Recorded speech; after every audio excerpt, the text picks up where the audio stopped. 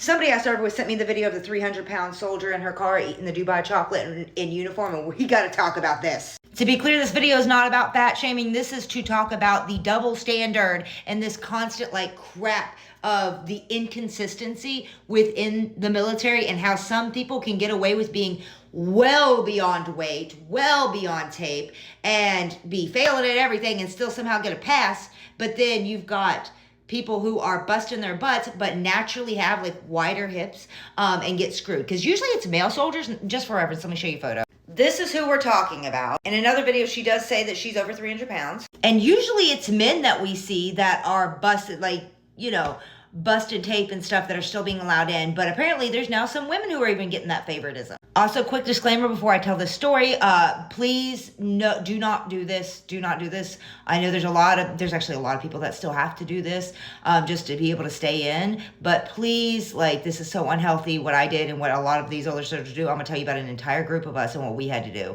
So when I was active duty, for men, they measured around the belly button and they measured the neck. For women, neck, belly button, then hips. And that's where a lot of people are busting. I've seen people cut their hair. I've seen people do laxatives. I have seen people starve themselves, okay, because of muscle. We had one of the people that went to basic with me, she was doing pro, not pro, but she did professional wrestling. That was her job before she joined, was solid muscle. I mean, girl, this was how hard her freaking abs were. And because she had bigger hips, it became a whole problem. So whenever I went to MEPS, right before I shipped in January, technically I got there a couple days before January, so the end of December of 2013. It didn't actually get shipped until January 4th because of all this snowstorm. There was a really bad snowstorm in Beckley. It got to the point a lot of families didn't even get to watch their family members do their oath and everything, because by the time we actually left, because you get up to the hotel, the hotel for the MEPS, the hotel let anybody in, but that's where the MEPS paid for. They'd put you there, and then you were stuck there. You weren't even allowed to leave, really, until it was time to ship out, and we were supposed to ship out the next day. Here's the thing is the next day, you had to do a weigh-in before they'd actually put you on the bus. You had to be either at weight or tape. A lot of us could not pass tape, no matter what, because once again, the hips, so you had to pass weight. Do you want to know how strict it was? Despite the fact that we were going to basic training, if you were, I guess it was just active duty, because there were some guardsmen and stuff who definitely weren't, and they're like, oh yeah, I'll just lose it while at basic. You're active duty, they did not care. It was so bad that when we figured out we were going to be stuck there for a few days, right? We were going to be stuck there for a few days, and we were like, crap, we're right on the line of weight. A bunch of us, a whole group of us, went out in the snow, trucked up that hill during a freaking dang near blizzard. I mean, snow was up to past our freaking knees. It was so bad in some places. We were able to get to sign up for a couple hours just to go to the Rite Aid up the hill and bought laxatives. We couldn't eat for days. We literally could not eat before getting on that bus, even though most people get to have a nice meal or something, because we were worried about gaining even half a pound and not being able to ship out. And there was another little girl who she was too skinny. So we had to get her Ensure. So we're over here chugging laxatives. She's chugging Ensures.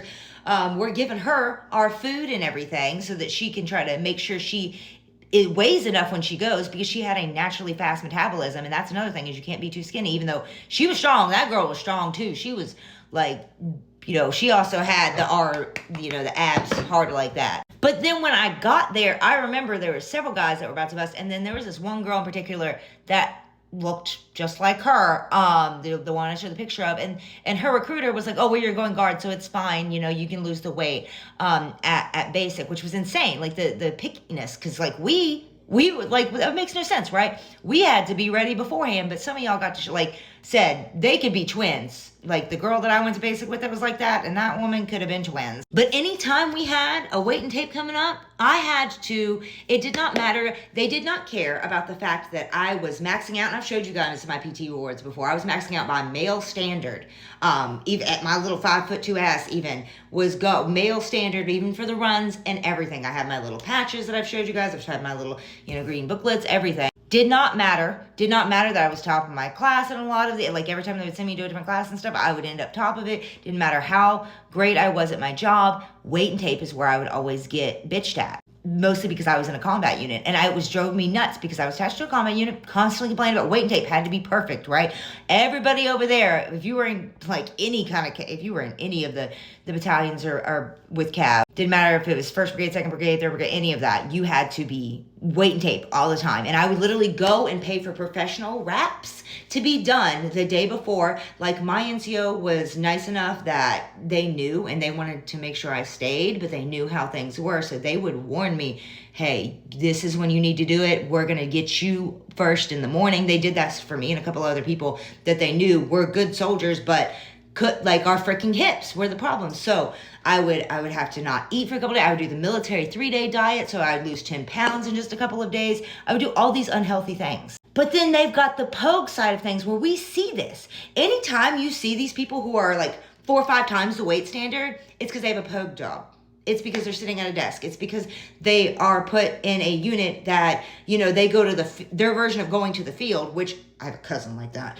Their version of going to the field was literally just going to the motor pool for like 12 hours and then getting to come home and shower and come home to their families. Unlike us who, you know, field time meant 30 days out in the middle of nowhere with no dang service out in the, you know, that part of Fort Hood where it's like bump nowhere, where you had to have somebody watching your house, paying your bills, all of that, because you didn't even get to come in for a shower. So no shower, nothing for 30 days. You know, sometimes the wipes, people were crapping in the ground, digging holes. You know, you get your little shovel and dig you a hole, because even if they did have the porta-john, it was going to be crap. You got MREs all the time. But these offices that get 100% air conditioning all the time and they can't get dirty and stuff, they're not held to the same standard, and it's BS. That's why people are mad about this, because there are some people, heck, there was one, so like I said, there was 13 females in that entire battalion I was in, attached, and there was one female in particular. She was actually like a little secretary. She's the one that bragged about how she always got pregnant on purpose so she didn't have to deploy, and she was on her like 6th kid. Like, she even made a joke. I thought it was a joke, and then it turned out to be true. When we found out we were going to do a rotation in Korea, she literally came out and was like, "Oop, time to get pregnant again," and then did. But she was like a secretary job. She wasn't over in the motor pool and everything with us. And she would have nails, colorful, long, all this stuff. And she'd have her hair done out of regulation, have a full face of makeup, all that. Because this is prior to being able to have like a ponytail and stuff. Like, she would be so out of regs, it was ridiculous. But any of us that were actually working like in the motor pool, and other than, you know, most people that were attached to a combat unit, you were held to the actual regulations, the actual standards. Like, I remember one time I got chewed out because I was going on leave that night. I had already ended my work day, was off for the day, and before I signed out on leave that night, I got my nails done before signing out, right? And all I got was colorful tips on my real nails. Didn't even get fake ones like she always had with her 10 feet nails. They were still trimmed down and everything. I just got little colorful tips. Guess who got in trouble? I didn't get like wrote up or anything, but I got bitched at. Literally made me come in and show my nails and stuff. Like, ironically, by that piece of shit bitch. Well, I'm like, she wasn't the one chewing me out. She's the one that turned it in because she wanted to be the only one with her nails done. But this double standard is bullcrap. This is also, when you see women do it, that's why women get even more crap that actually bust their butts and do their work. They get bitched at because you've got one freaking over here bougie, don't even know why they join, out of regs all of the time, or testing their limits, trying to see how much they can get away with. Absolute disgrace. But once again, there are men too. There are too many men. And the reason why the men get away with it a lot of times is because they have bigger necks. So technically they do match tape. So they can have a big old gut because they only get in the neck and the navel. But that's why people are mad. For those of you who are confused, it's because there are good, hardworking soldiers over here busting tape just because of their hips, their bone structure, their literal bone structure. But then you got people like this choosing to not meet the standard, choosing to bust weight and tape and act like it's no big deal. I love me a plus size woman. Girl, like, when I say sit on my face, I mean sit on my face. Okay, if I die, I die. I don't care. I'm so tired of people being like, oh, but if I'll squish you. And you are overestimating my will to live, ma'am.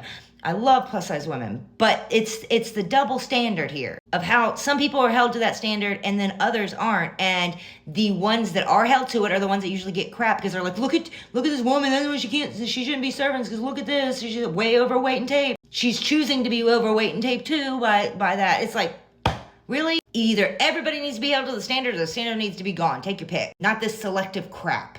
stuff like videos like that going viral are why they're restricting more and more stuff again. Like, you can't even have lashes for those who do wear lashes. I don't, but yeah, because they weren't allowed when I was in. But now, you know, they finally were allowing some of the stuff, and they're taking it all away because of videos like that going viral.